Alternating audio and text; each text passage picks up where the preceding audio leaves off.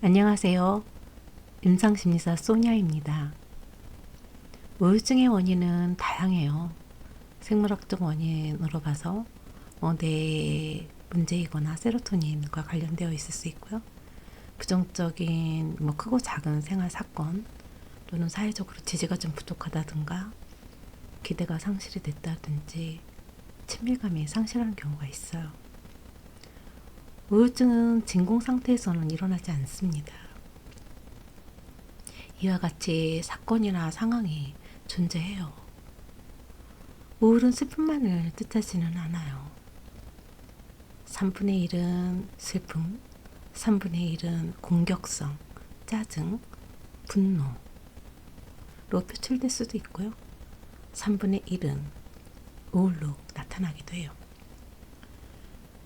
여러 가지 치료 방법들이 있는데요. 저는 인지행동 치료에 대해서 접근하려고 해요. 백은 생각이 바뀌면 세상이 달라진다라고 얘기를 했어요. 문제의 원인은 습관화된 부정적인 사고 때문이라고 생각을 했죠. 우리는 우울한 기분에 빠져 있지만 사실은 우울한 생각이 우울한 기분을 초래하는 겁니다. 우리가 한 일을 마음속에 어떤 우울한 생각들이 있는지 점검해 보는 거예요. 어떤 생각은 너무 순간적으로 스쳐가기 때문에 알아차리지 못하는 경우도 있어요. 단지 그것들이 만들어내는 감정들을 느낄 뿐이죠.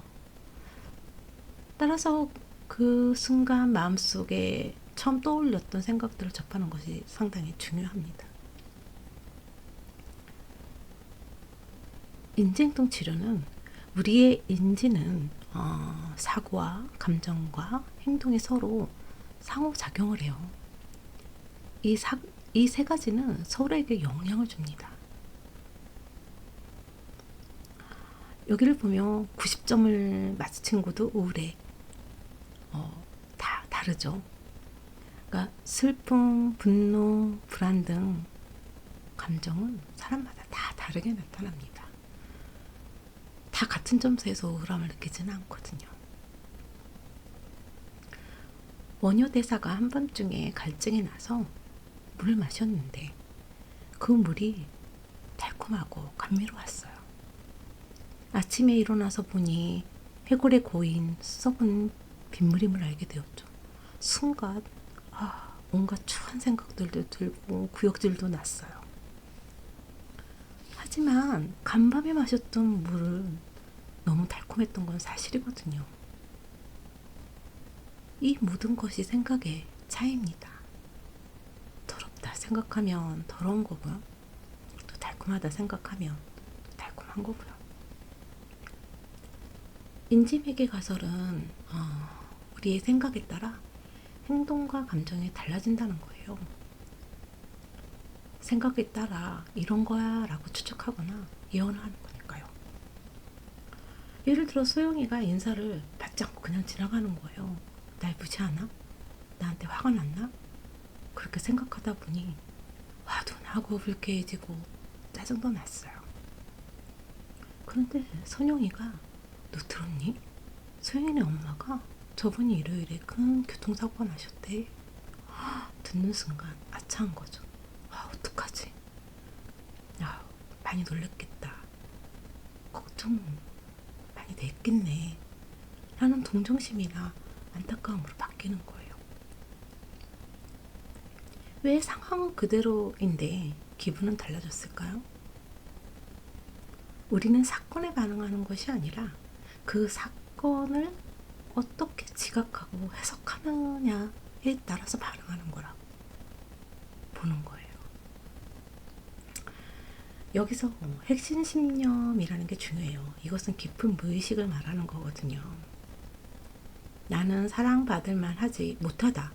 우리는 사랑받고 싶죠.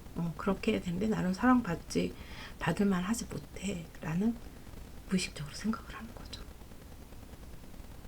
사랑을 받지 못하니까 나는 거부당할 거고 그렇다면 나는 가치가 없어지는 거야 라고 생각하는 거예요. 예를 들어서 소영이하고 다퉜어요.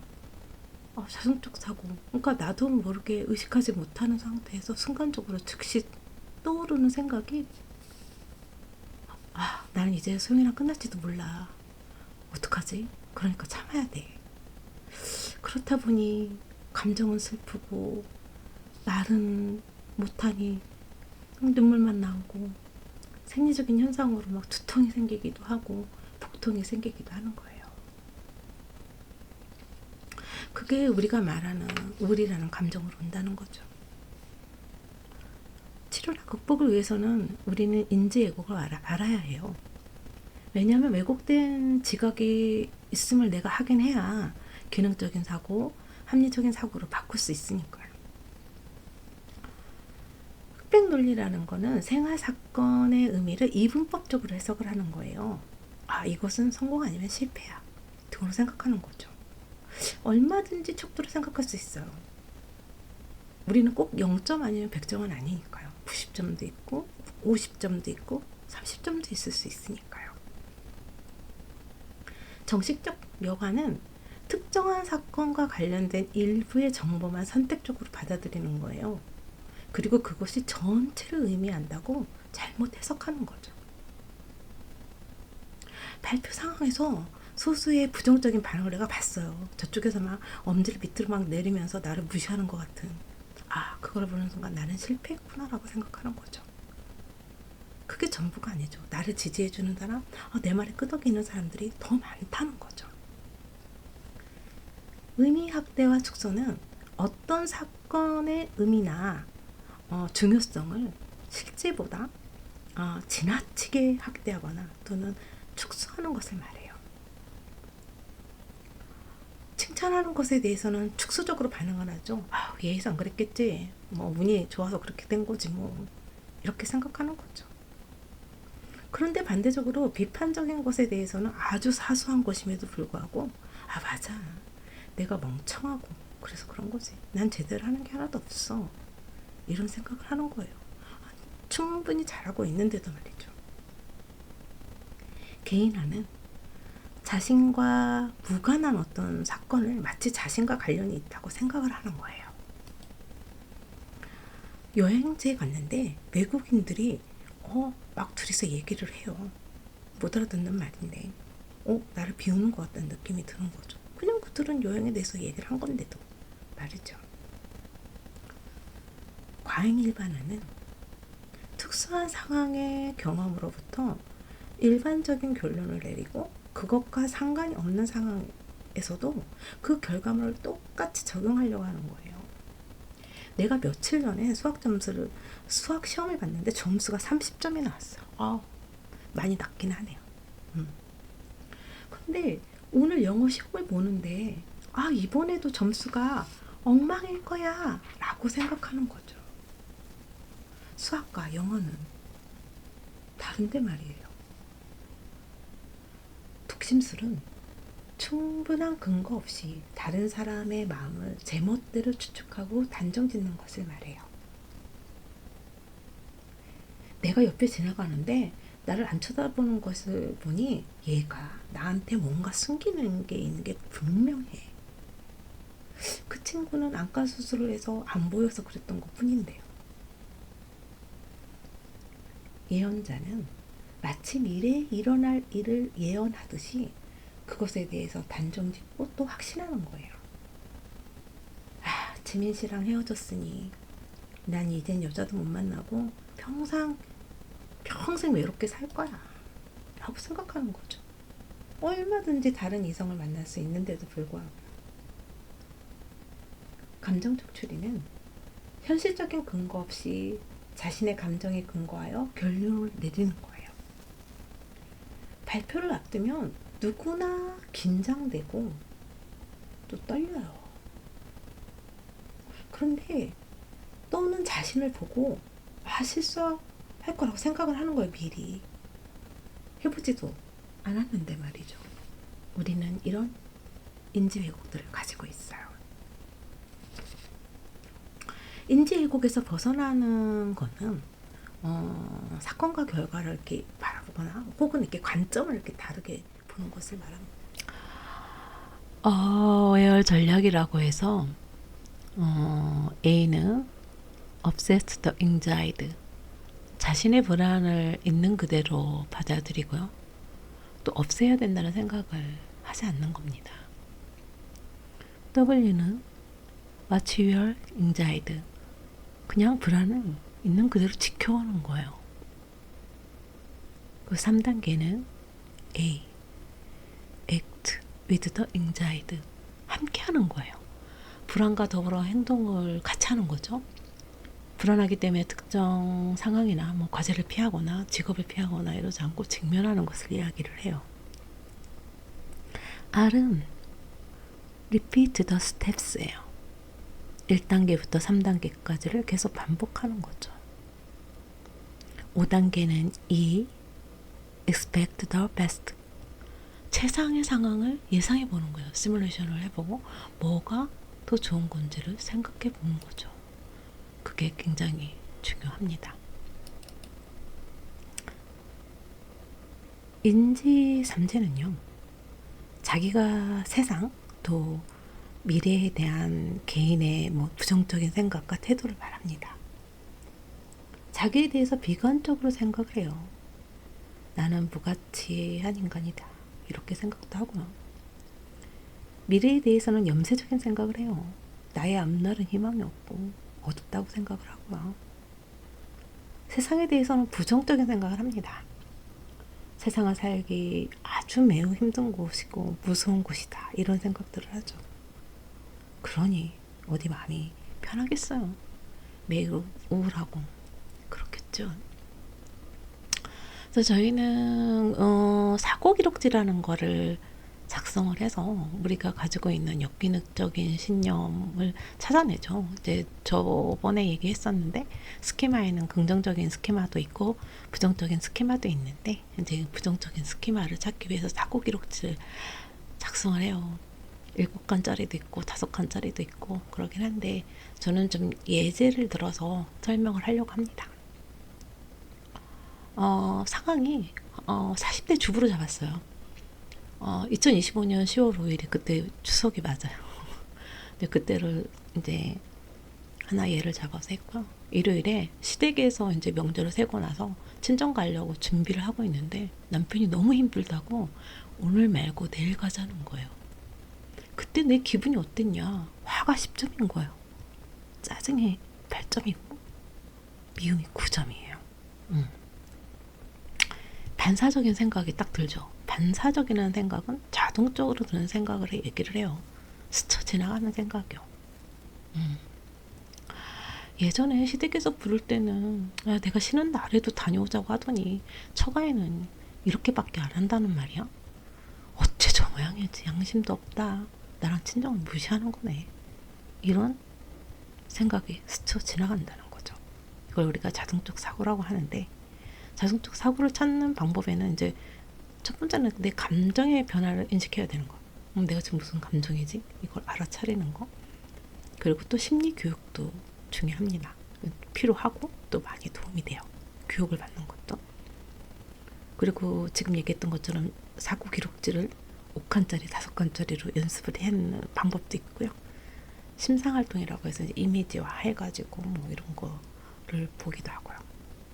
또 역할극을 통해서 또 이렇게 객관적으로 보게 되고, 나를 앉혀놓고 나를 볼 수도 있고, 주관적인 게 아니라 객관적으로 볼 수 있는 그런 것들도 많이 도움이 됩니다.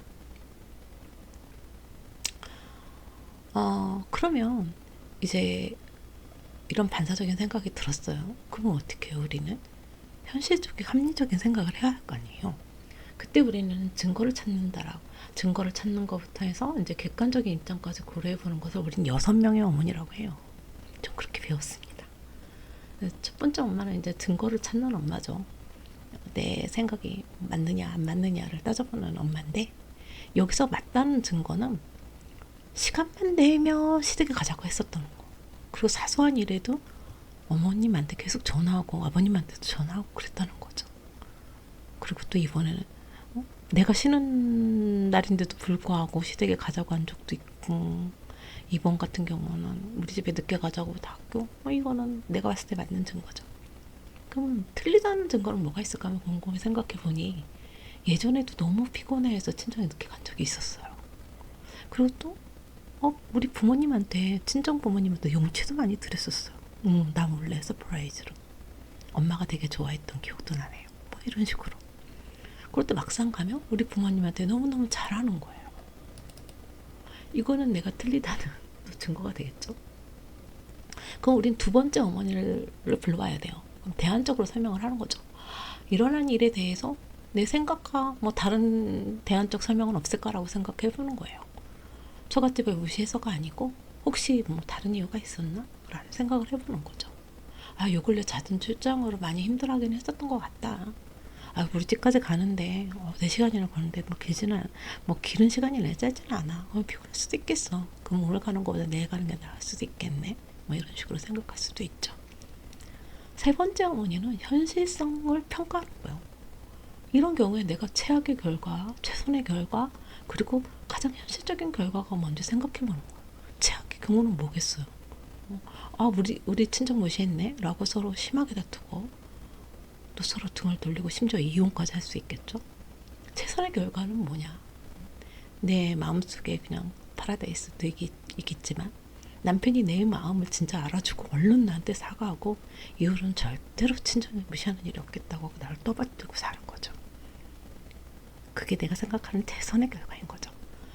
근데 현실의 경우는 어떠냐? 그렇지 않다는 거죠. 만만치 않다는 거죠. 우리는 타인을 바꿀 수 없거든요. 내가 커피도 타주고 안마도 해주고 힘들면 쉬어가라고 했더니 오히려 남편이 아니야 하면서 친정으로 가자고 한다. 이게 가장 어찌 보면 현실적인 경우이겠죠. 네 번째 어머니는 쓸모있는 생각을 한번 해보는 거예요.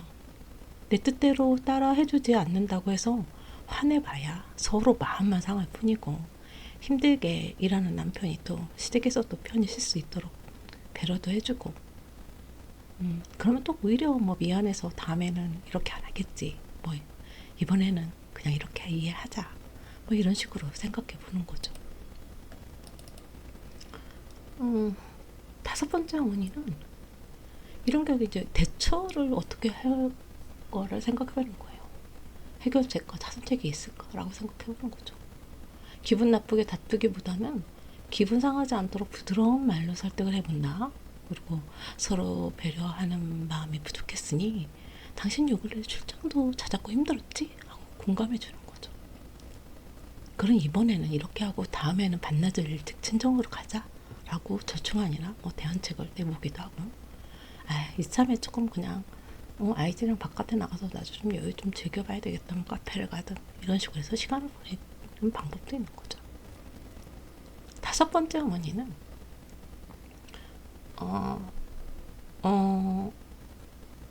생각에 오류가 있는지 한번 보는 거예요. 내가 너무 속단하지는 않았나 이런 생각을 해보는 거죠. 너무 피곤하고 힘들어서 안 가자고 한 것이 아니고 내일 가자고 한 건데 내가 친정을 무시한다고 생각했구나. 또 바꿔. 나를 무시하고 친정도 무시하고 나는 결혼을 잘못했어. 난 불행하다. 나는 이번 결혼은 실패한 거야. 이 집에서 정리하는 게 맞지 않을까? 라고 너무 극단적으로 파국화를 시킨 거죠. 이런 인지의 왜곡이 있었던 겁니다. 그래서 현실적인 생각을 해보면 나와 친정을 무시하기 때문이 아니라 요즘 잦은 출장으로 인해서 정말 피곤하고 힘들었겠다. 안 가자고 한 것도 아니고 하루는 끊는다고 한 것뿐인데 이해해주고 공감해주자. 이게 객관적인 입장에서 보면 여섯 번째 어머니인 거예요. 그렇게 다 불러내서 이것저것 다 생각해 보니 내 기분이 조금 달라지더라는 거죠. 그래서 기분을 재평가해 보니 처음에는 화가 한 10점 정도 났는데 지금 한 7점, 짜증 한 8점 정도 났었는데 5점. 미웠는데 이게 6점 정도로 내려갔다는 걸 알 수가 있죠. 제게 도움이 됐나 모르겠어요. 일단 최선을 다해서 설명을 했는데 많이 도움이 됐으면 좋겠습니다. 음, 다음에는 MBTI를 할게요. MBTI에서 나오는 어떤 성격하고 또 제가 나중에 이제 타로도 하고 나서 이제 타로하고 나름대로 연결을 해보려고 한 거기 때문에 MBTI가 뭔지 타로가 뭔지를 알아야 나중에 그거를 보시게 될 때도 좀 더 이해하고 재밌게 보실 수 있을 것 같아서입니다. 도움이 되셨기를 바랍니다. 이상 소녀였습니다.